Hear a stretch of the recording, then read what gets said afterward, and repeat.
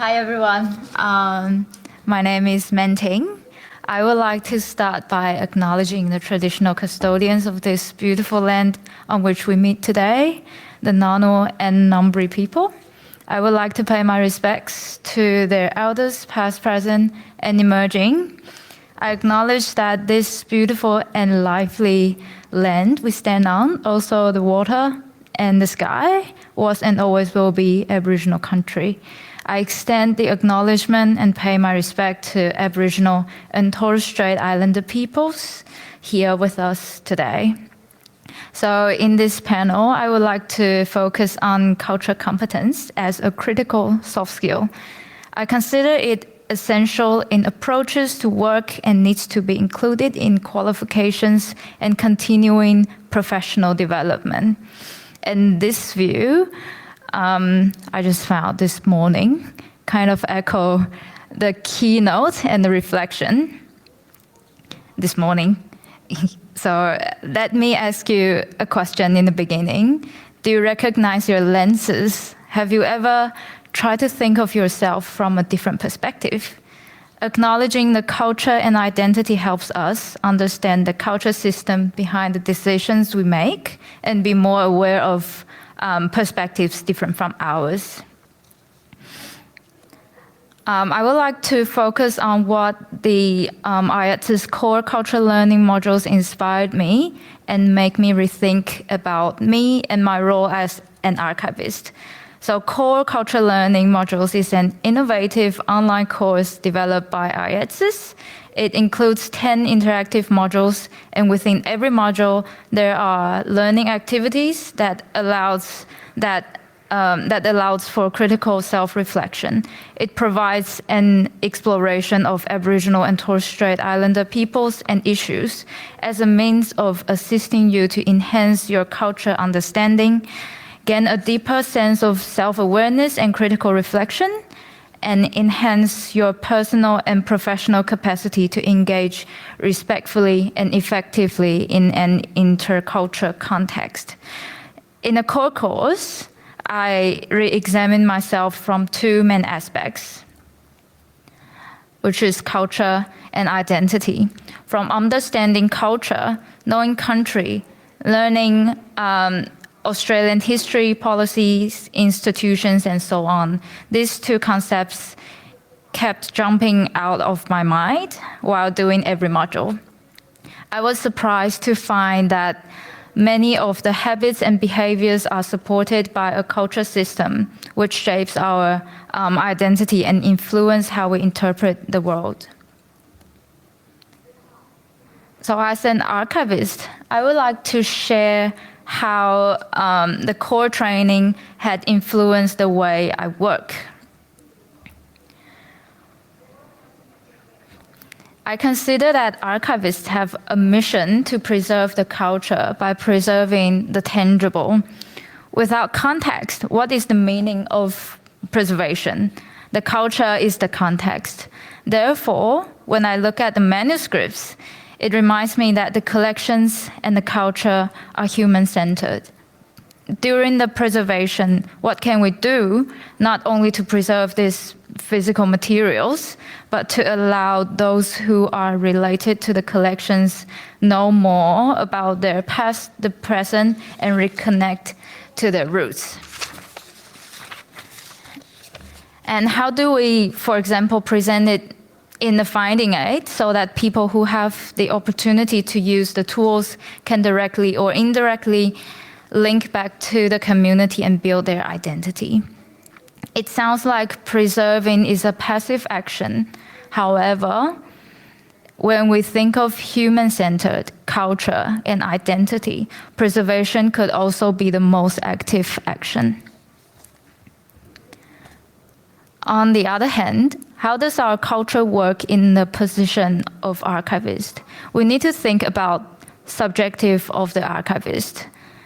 Even if we seem to be anonymous and silent, it does not mean that we are neutral, because what is presented in the finding aid or the arrangement of the collection is about how and what we choose, is about including and excluding.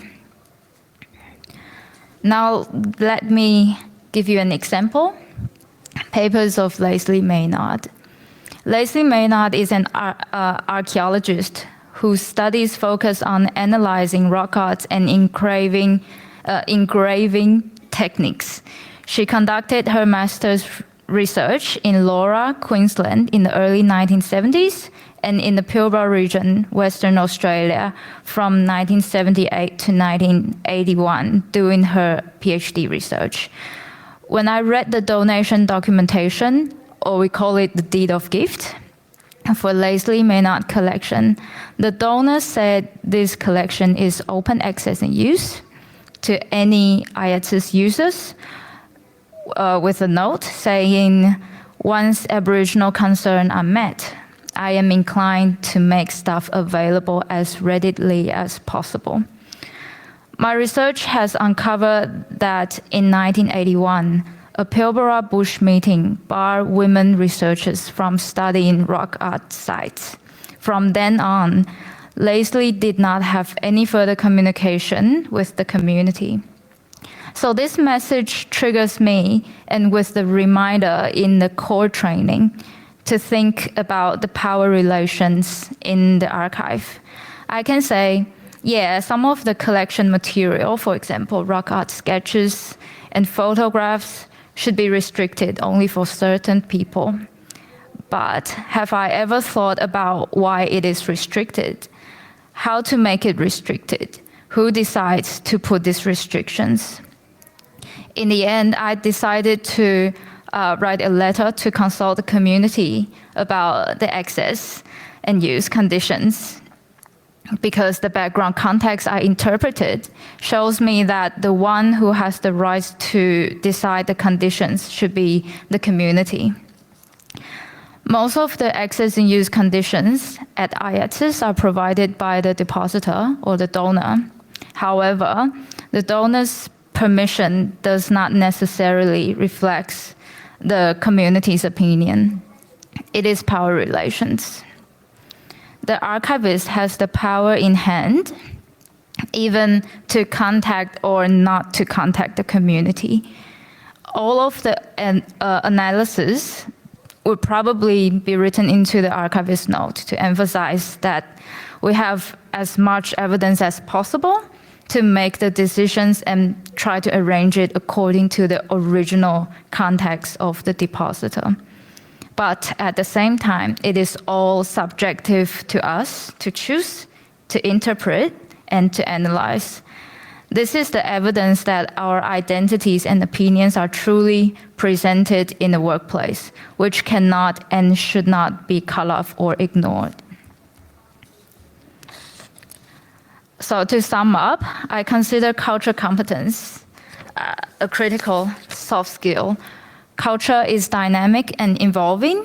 I consider culture as an organism. It continues to absorb the external culture, its context, and make it part of the culture, which makes it change all the time and is accumulated. We should not frame it in a single discourse. We are often culture blind and take things for granted. We often see things as we are, but don't give any chance to learn more about them, which will lead to bias. If we don't communicate, humble ourselves and listen, we will not be able to have a chance to twist our perspectives. I'm an immigrant. I belong to the major group in Taiwan, but the minor group in Australia. This background builds my culture and identity. With this training and the later practice in the workplace, I realized that I might not understand the pressure or the background of my colleagues because I did not experience what they had experienced, and vice versa. I might not think of culture safety as thoroughly as my Aboriginal and Torres Strait Islander colleagues, because that part of taboo or belief or sensitivity had never ever appeared in my life. However, with this soft skill built and emphasized, I'm encouraged to rethink and be aware of the culture safety and sensitivity issues, think about my narratives and lenses and power relations in the archive. And I'm more willing to listen to different voices that might be forgotten or hidden, and view consulting communities as a necessary step. The course also reminds me that as an archivist, we are the one that has the power to choose what to be remembered and what will be forgotten. And we are the one that has the power to speak out. We need to recognize that when we look at something, we all take our viewpoint as the beginning point. And this habit is very difficult to change. We need to constantly remind ourselves that only when we understand ourselves better and recognize our problems can we embrace diversity. And this is why I think qualifications and professional development need to include soft skills like culture competence. So recognize our lenses. Thanks for listening.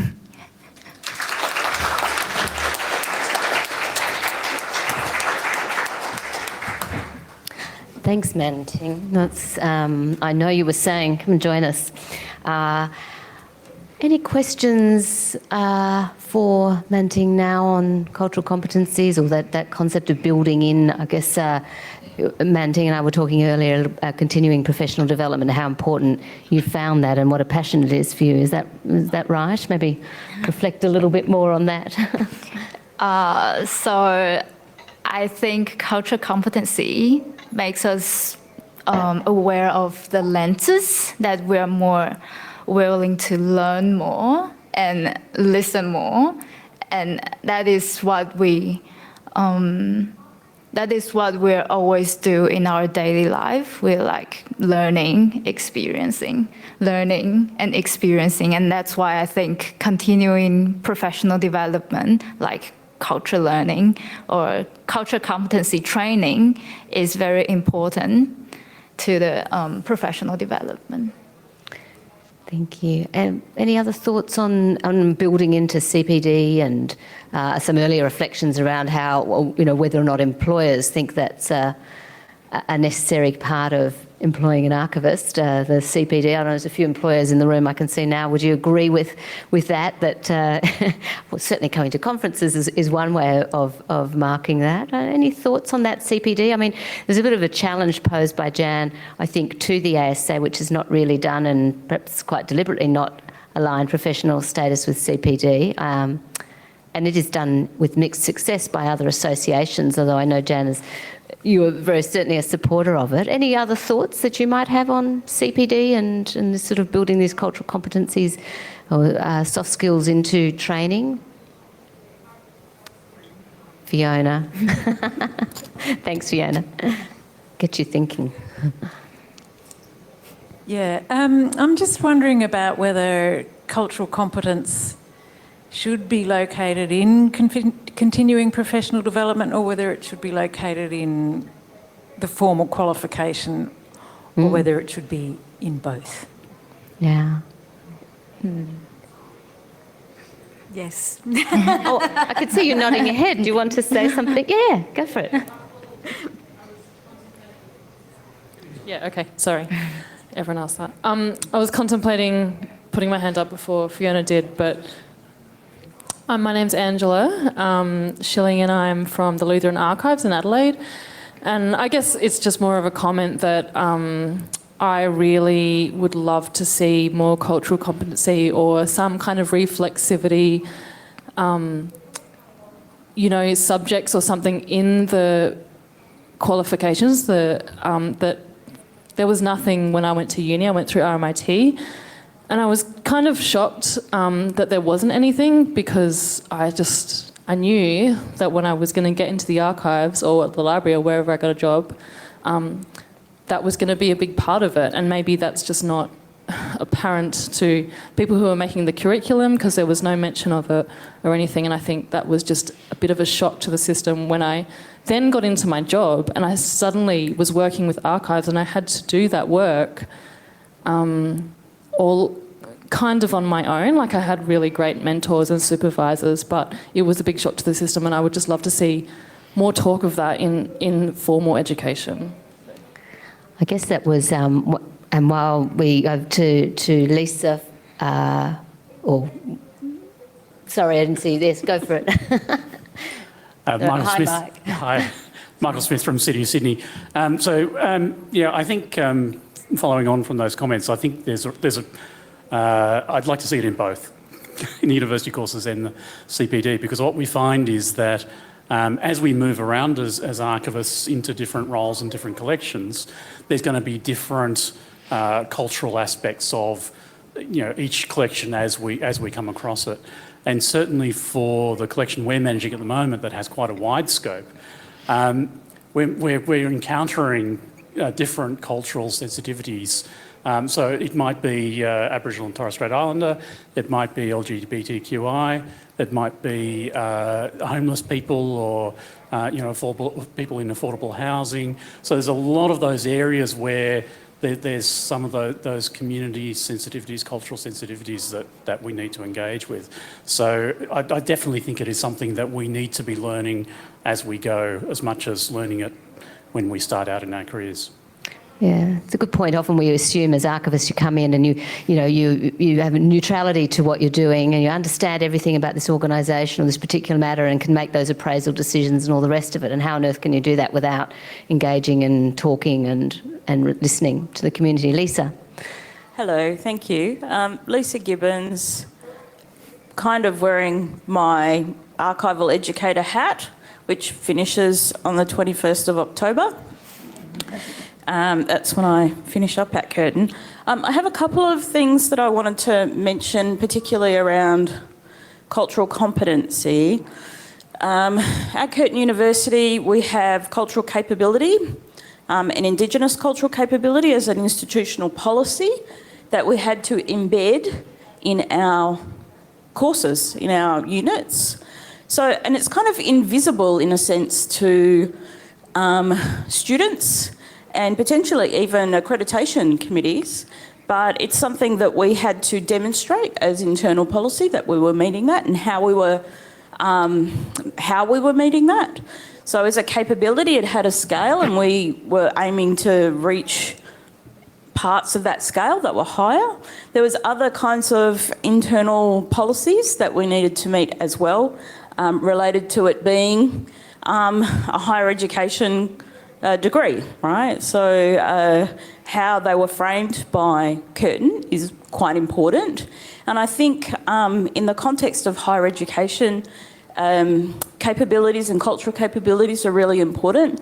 I just want to add one more thing to that, is that at Curtin, before I left, we undertook a extensive program evaluation and reframed our program to a more critical perspective, and that is going to launch, with or without me, next year. But some of the feedback that I've had working both in the United States as well as here from students is that they don't want that. They just want to know how to sit in the basement and look at the papers. And so there's this perception, and I think this is the work of the ASA to do as well, perception of what actually it means to be educated as an archivist. And certainly we do have students who say, I want the critical engagement, and it's certainly going to be built into it and will be quite a unique program.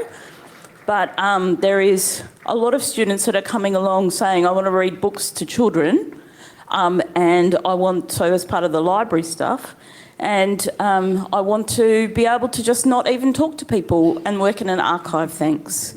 Just tell me how to process some things. So it's a really interesting dynamic that we have to deal with. I guess the one last thing I wanted to tell you was, because I've worked in the States, I'm more than happy to talk about what the accreditation is like over there, and there's plenty of history programs that are kind of recognised for archival education, but aren't ALA accredited and are not necessarily, they're listed on the SAA website.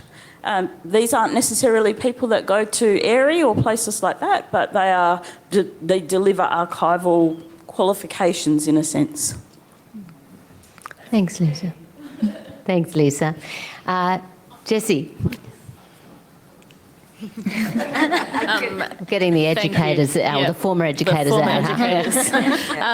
I just want to really thank Man-Ting for the soft skill element of it, and then combine that with, I think it was Simon or Kirsten this morning talking about leadership, and if you've got the right person leading. And as educators, as a former educator, I felt like I was a leader and an influencer.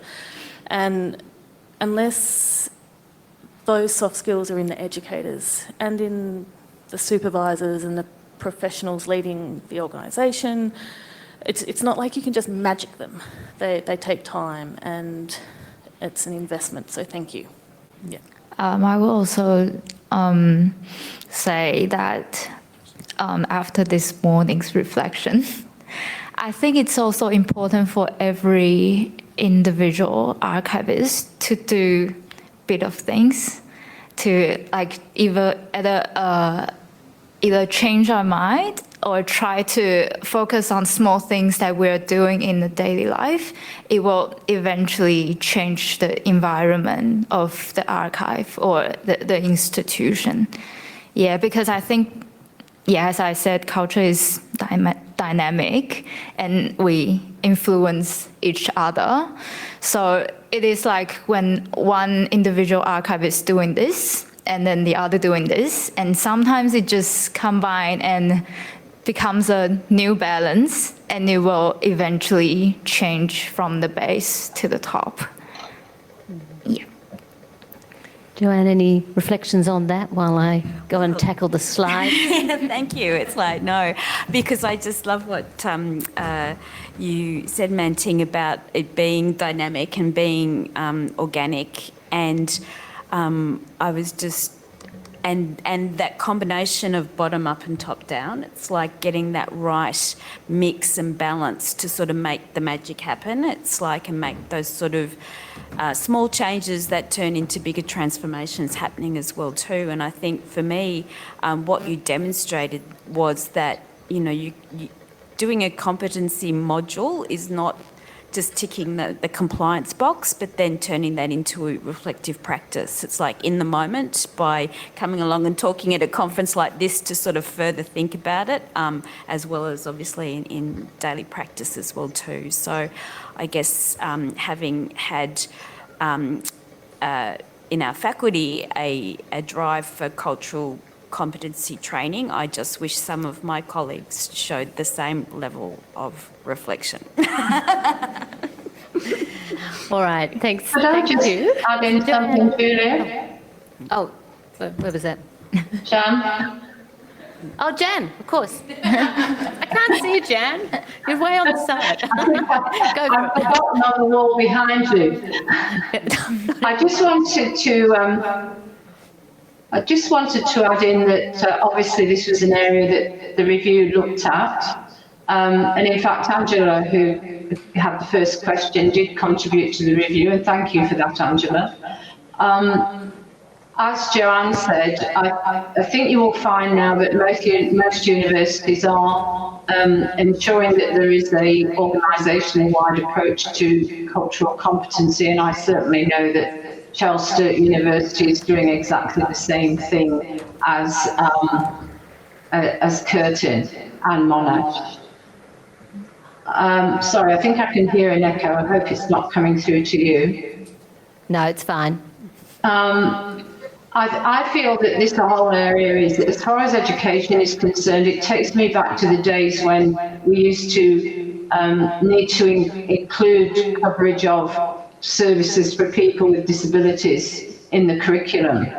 And for a long time, it was sort of set aside as a separate issue. And then we came to this realization that it can't just be covered on its own, it has to go across everything. And I think that that's the same approach that needs to be taken here within education and certainly obviously within workplaces. But anyway, that's all I needed to say. Thanks, Jan.